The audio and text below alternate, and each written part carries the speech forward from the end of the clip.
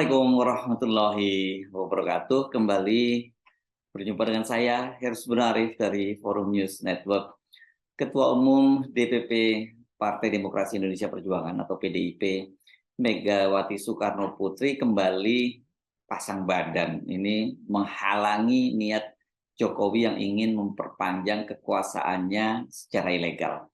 Sikap Megawati ini sekaligus menunjukkan posisinya sebagai seorang negarawan yang taat konstitusi, kendati partai yang dipimpinnya itu ada kemungkinan besar tersingkir dari kekuasaan. Sikap tegas Megawati yang tetap setia pada konstitusi ini, taat pada konstitusi ini kembali ditunjukkan menyikapi keputusan Majelis Hakim di Pengadilan Negeri Jakarta Pusat yang menerima gugatan partai Rakyat Adil Makmur atau PRIMA dan menunda pemilu 2024. Putusan Majelis Hakim itu, kata Megawati, sebagaimana dikutip oleh Sekretaris Jenderal DPP PDIP Hasto Kristianto, aneh. Dan PDIP mendorong Komisi Yudisial untuk melakukan investigasi adanya dugaan penyalahgunaan wewenang oleh Majelis Hakim yang menyidangkan perkara tersebut. Megawati tetap pada sikapnya semula menolak penundaan pemilu dan menyatakan harusnya keputusan Mahkamah Konstitusi untuk menolak judicial review perpanjangan masa jabatan dari 2 periode menjadi 3 periode itu dijadikan rujukan. Itu penjelasan Hasto pada hari Kamis tanggal 2 Maret 2023. Sementara dalam pernyataan tertulis pada hari Sabtu tanggal 4 Maret 2023, Hasto menengarai ada kekuatan besar yang menggunakan celah hukum untuk menunda pemilu. Karena itu kita tidak diam. Kita perjuangkan agar mekanisme demokrasi 5 tahunan dijalankan dengan tepat waktu, yakni tanggal 14 Februari 2024. Itu tugas Hasto. Hasto itu juga menyatakan itu PDIP akan menghadapi berbagai manuver-manuver dengan kekuatan yang harus kita selidiki. Dari mana kekuatan itu mencoba menggunakan kekuatan hukum sebagai alat yang akan merombak seluruh tatanan demokratis yang diamanatkan oleh konstitusi, bahwa pemilu diadakan setiap 5 tahun sekali.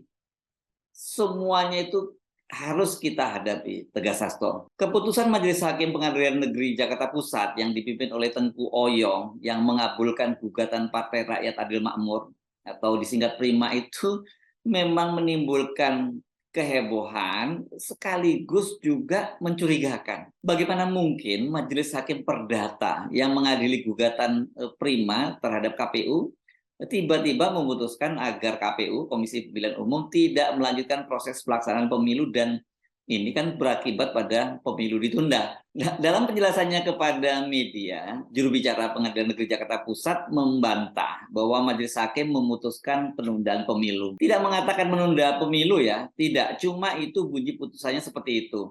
Menghukum untuk tidak melaksanakan sisa tahapan pemilu 2024. Yaitu amar putusannya. Penjelasan juru bicara Pengadilan Negeri Jakarta Pusat itu mengingatkan kita pada argumen pokol bambu.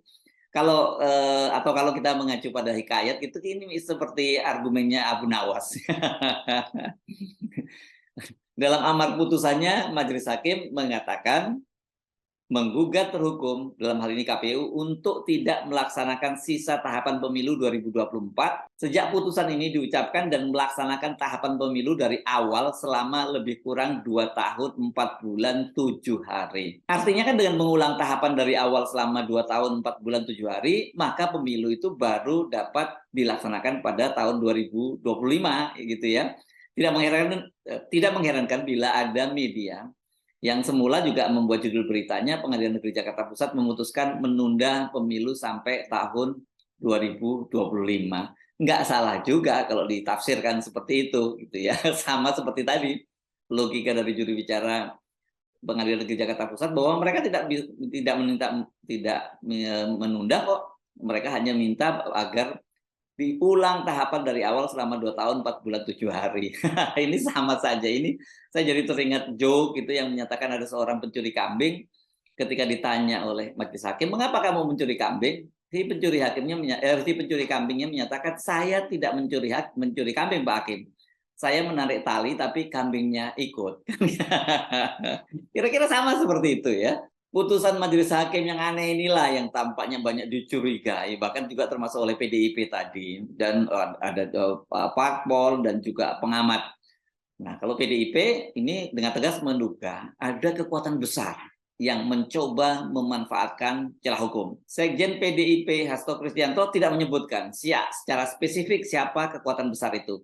Tapi sebenarnya tanpa disebutkan pun ya, sebenarnya publik itu juga sudah sangat paham siapa yang dimaksud oleh PDIP. Rekam jejaknya jelas ya.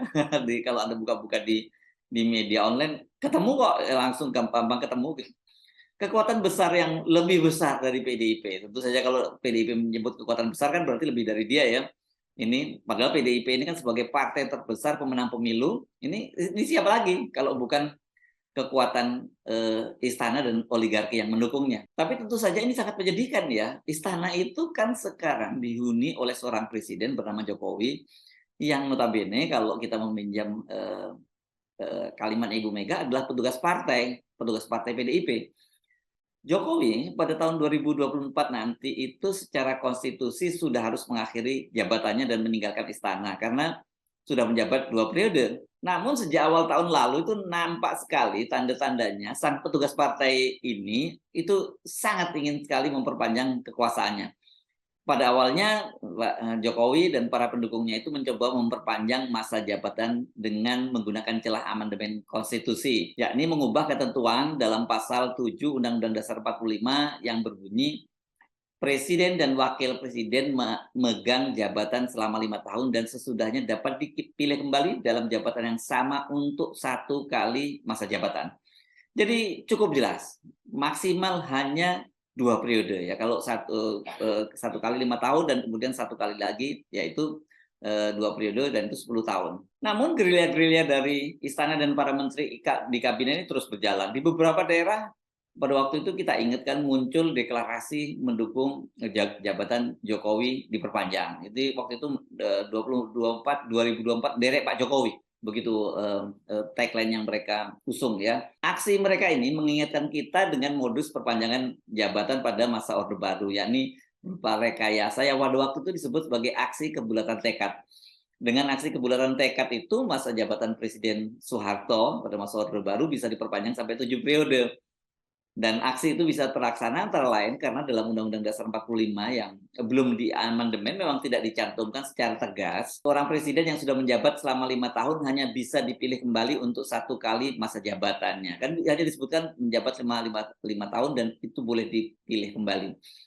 Nah, celah untuk melakukan amandemen Undang-Undang Dasar ini jadi terbuka karena Ibu Megawati itu melalui fraksi PDIP di MPR sedang mengusulkan memasukkan PPHN, ini pokok haluan negara, ini semacam GBHN ya pada masa Orde Baru, karena sejak era reformasi itu kan tidak dikenal lagi GBHN, tapi yang kita kenal adalah janji kampanye dari seorang calon presiden. Nah, gerilya-gerilya politik memanfaatkan celah amandemen konstitusi inilah yang diendus oleh Ibu Megawati dan kemudian langsung dihadang. Megawati memerintahkan Wakil Ketua MPR dari fraksi PDIP, Ahmad Basarah, untuk menarik pembahasan PPHN agar tidak dimanfaatkan oleh penumpang gelap yang ingin memperpanjang masa jabatannya melalui celah tadi amandemen ya. Ini jadi ini salah satu pengorbanan Ibu Megawati. Jadi korbankan keinginannya untuk adanya pokok-pokok haluan negara karena dikhawatirkan akan ada orang yang memanfaatkan itu sebagai celah untuk melakukan amandemen. Dan kemudian kan bukan hanya Ibu Megawati, tapi partai-partai politik lain juga rame-rame menolak. Nah, akhirnya gagallah itu upaya amandemen itu. Gagal memanfaatkan celah amandemen, Jokowi dan para pendukungnya itu mengubah strategi. Tidak lagi menginginkan perpanjangan masa jabatan melalui perubahan periodisasi jabatan presiden dan wakil presiden, namun dengan cara menunda pemilu. Alasannya ini yang menarik adalah kesinambungan pemulihan ekonomi nasional pasca pandemi dan dianggap bahwa ini sekarang dipimpin oleh Pak Jokowi itu cukup berhasil, jadi harus diteruskan, harus dilanjutkan. Opsi ini tampaknya dianggap bakal lebih menarik ya bagi partai-partai politik dan juga anggota DPD, bahkan sampai anggota DPRD. Karena dengan penundaan pemilu itu otomatis mereka itu juga akan mendapat perpanjangan yang sama dengan presiden. Jadi kalau diperpanjang selama 3 tahun, ya anggota DPR RI, DPRD tingkat 1 dan tingkat 2, dan anggota DPD itu juga akan mendapat bonus perpanjangan masa jabatan selama 3 tahun tanpa harus bertarung melalui pemilu. Wah, ini kan luar biasa ya, nggak perlu keluar duit, tapi sudah pasti akan menjabat kembali. Bukan hanya partai pendukung pemerintah loh yang happy dengan opsi ini sesungguhnya. Partai-partai oposisi itu juga happy karena mereka juga kebagian berkah penundaan pemilu. Saya ngobrol-ngobrol informal dengan sejumlah anggota DPR RI dari oposisi, mereka sebenarnya secara jujur kalau mereka ngaku, ya mereka happy-happy saja kan gitu dengan penundaan pemilu itu. Dengan penundaan pemilu sesungguhnya ini dibalik itu ya, dibalik tadi itu bonus-bonus untuk para anggota DPD dan DPR RI maupun DPRD, ini sesungguhnya juga bukan strategi ya. Strategi ini mengulur waktu ya, memberi nafas dan ruang bagi rezim Jokowi untuk memperpanjang masa jabatan kembali. Selama 3 tahun itu cukup dong kalau mereka fokus bagi mereka dan oligarki untuk melakukan konsolidasi, bahkan kalau perlu akuisisi politik, sehingga gagasan mengubah periode masa jabatan presiden itu bisa terwujud. Namun tampaknya gagasan menunda pemilu itu juga ternyata tidak menggoyahkan posisi atau prinsip dari Ibu Megawati. Dia tetap dengan tegas menyatakan penolakannya untuk menunda pemilu dan memperpanjang periode masa jabatan Jokowi. Penolakan itu bahkan disampaikan langsung di hadapan Pak Jokowi dalam sebuah forum akbar, forum besar yang disiarkan oleh seluruh stasiun televisi dan juga media-media sosial, yakni peringatan puncak hari ulang tahun PDIP ke-58 di Jakarta International Expo Kemayoran ini pada tanggal 10 Januari 2023. Saya ingin apa yang sudah dijalankan itu konsekuen. Harus ada kontinuitas. Karena saya sendiri tidak bisa tahu, saya bilang, kalau nanti sepertinya membuat patokan pemimpin seperti apa yang akan sekiranya akan Ibu pilih. Saya akan bilang, mungkin saya sudah ada di awang-awang.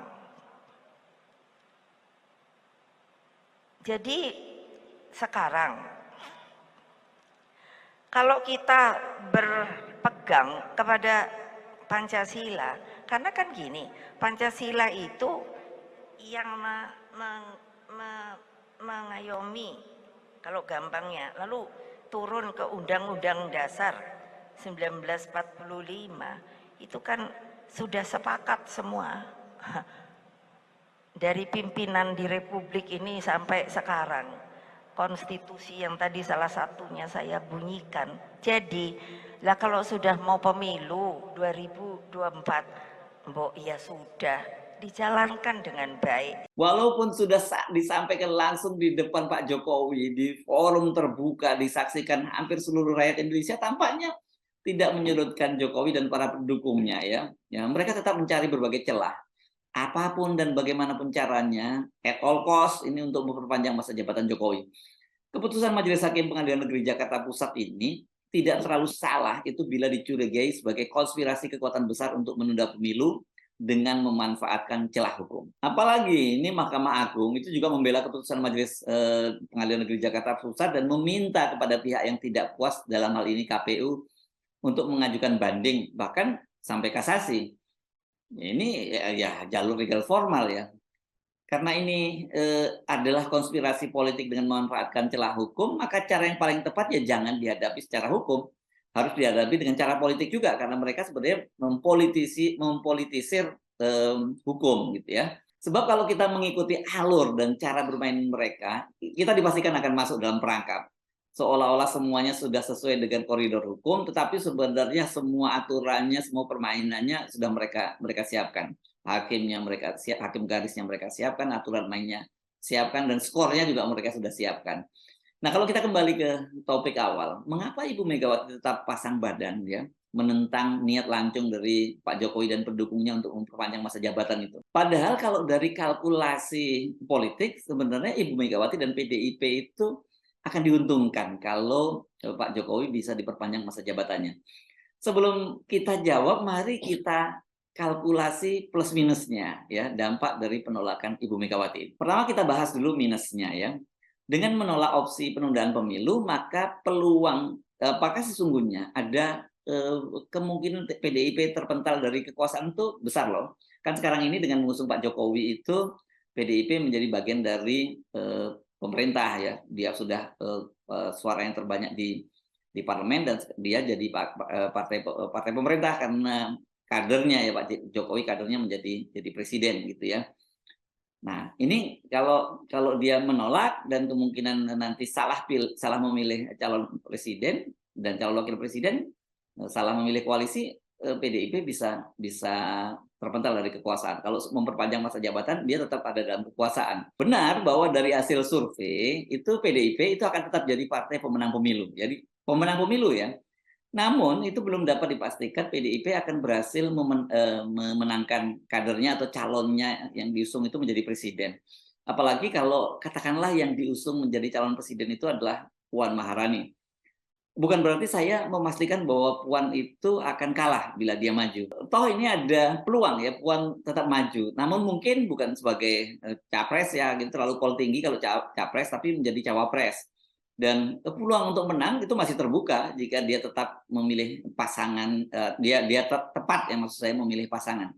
Dan PDIP ini kemungkinan bisa tetap memenangkan dengan cara begitu tadi, PDIP itu kemungkinan bisa tetap memenangkan pemilihan legislatif sekaligus pilpres. Ini kalau dia tadi tepat memilih pasangan katakanlah Puan, atau PDIP tetap ingin menang pileg dan kemudian memenangkan pilpres juga, misalnya dengan mengusung Ganjar Pranowo. Walaupun ini juga tetap gambling. Namun kalau sampai kemudian PDIP itu mengusung Ganjar Pranowo dan kemudian katakanlah Ganjar Pranowo itu menang sebagai presiden, ini minusnya itu peristiwa serupa yang pada masa Jokowi ini akan terulang kembali.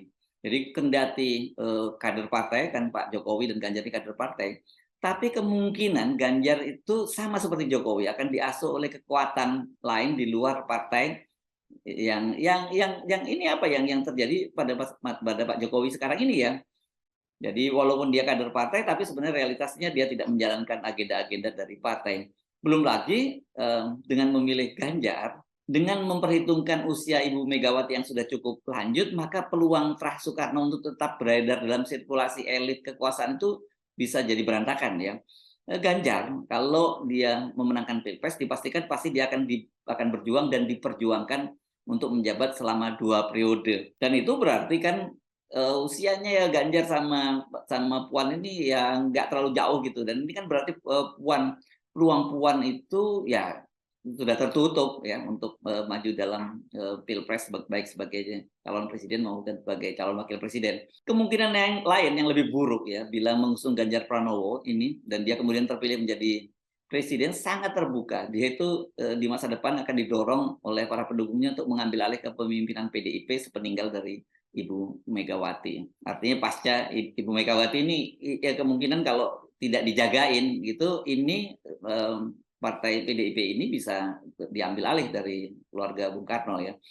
Kedua nih dari sisi itu tadi sisi negatifnya. Sekarang kita kedua dari sisi positifnya. Dengan memilih tetap memasang badan menolak upaya Jokowi melanggar konstitusi, memperpanjang kekuasaan, maka Ibu Megawati ini akan dikenang sebagai tokoh besar.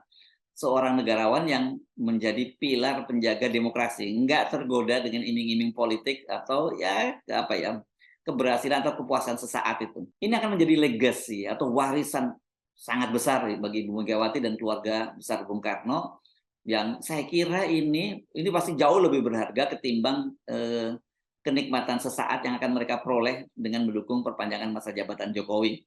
Dampaknya juga pasti akan sangat besar bagi PDIP dan Puan Maharani di masa depan. Namun lepas dari berbagai kalkulasi politik tadi, sikap Megawati yang tegas menolak penundaan pemilu untuk kesekian kalinya saat ini saja ya, itu sudah menempatkan Ibu Megawati itu menjadi seorang negarawan yang pasti disegani dan dihormati oleh baik oleh kawan maupun lawan. Saya yakin Anda sendiri yang selama ini katakanlah anti pada PDIP, anti pada Ibu Megawati, pasti diam-diam Anda juga mengakui ya ini Ibu Megawati punya jasa besar dengan berani pasang badan bukan berani ya maksudnya dengan bersedia pasang badan untuk menentang keinginan Jokowi memperpanjang masa jabatannya. Saya pikir ya, warisan Ibu Megawati ini akan bukan saya pikir deh ya, karena saya yakin warisan Ibu Megawati dalam soal ini akan dicatat dalam sejarah sebagai warisan yang jauh-jauh lebih besar kalau dibandingkan dengan warisan Pak Jokowi yang ingin dikenang karena telah memindahkan ibu kota negara, dan kita pun sampai sekarang masih mempertanyakan apakah ibu kota negara itu akan berhasil terwujud seperti yang diangan-angankan oleh Pak Jokowi. Saya Arif dari Forum News Network. Sampai jumpa lagi. Wassalamualaikum warahmatullahi wabarakatuh.